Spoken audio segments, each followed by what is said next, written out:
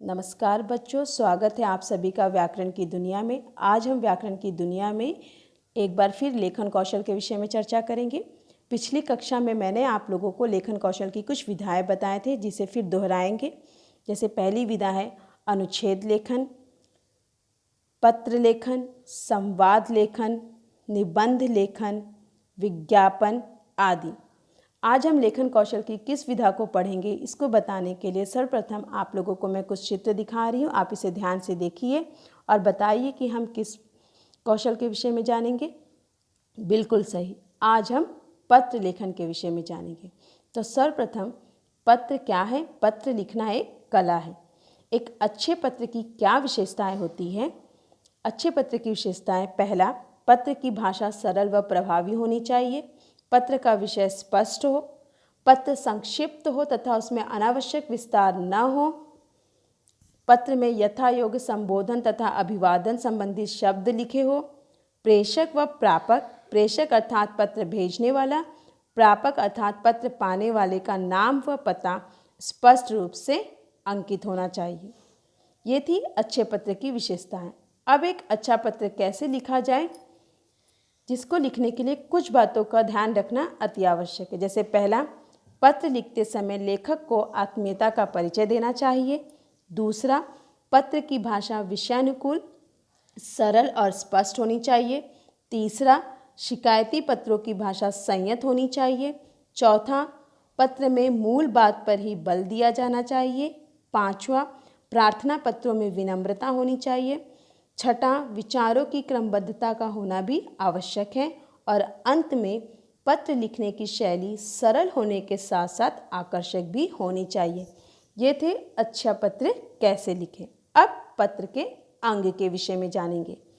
पत्र के अंग मुख्य रूप से 8 प्रकार के अंग होते हैं। जैसे पहला है पत्र प्रेषक का पता, स्थान व दिनांक। दूसरा, पत्र प्रापक का पदनाम व पता।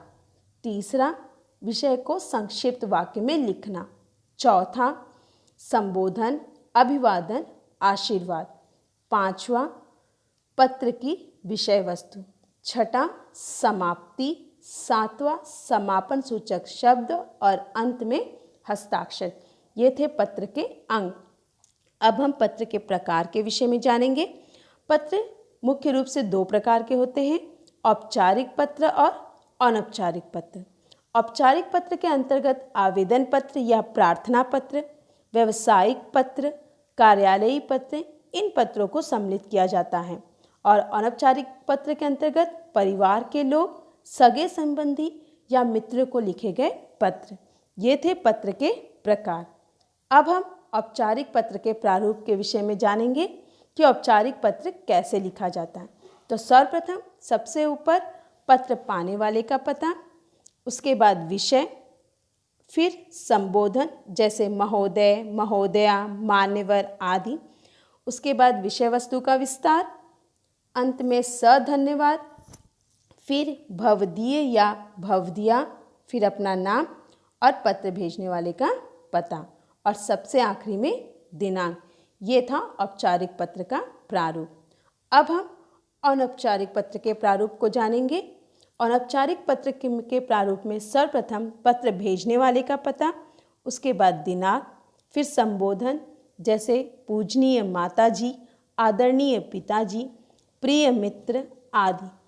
उसके बाद अभिवादन जैसे सादर चरण स्पर्श, प्रणाम, नमस्ते आदि। फिर विषय वस्तु का विस्तार और अंत जैसे बड़ों को प्रणाम, छोटों को प्यार आदि। और समाप्ति वाक्य जैसे आपके पत्र की प्रतीक्षा में आदि। और अंत में आपका या तुम्हारा, फिर पत्र लेखक का नाम। ये था औपचारिक पत्र का प्रारूप। उम्मीद है बच्चों आप पत्र लेखन के विषय में जानकारी प्राप्त कर लिए होंगे और पत्र लिखने का अभ्यास करेंगे। तब तक के लिए बच्चों अपना ध्यान रखिए। धन्यवाद।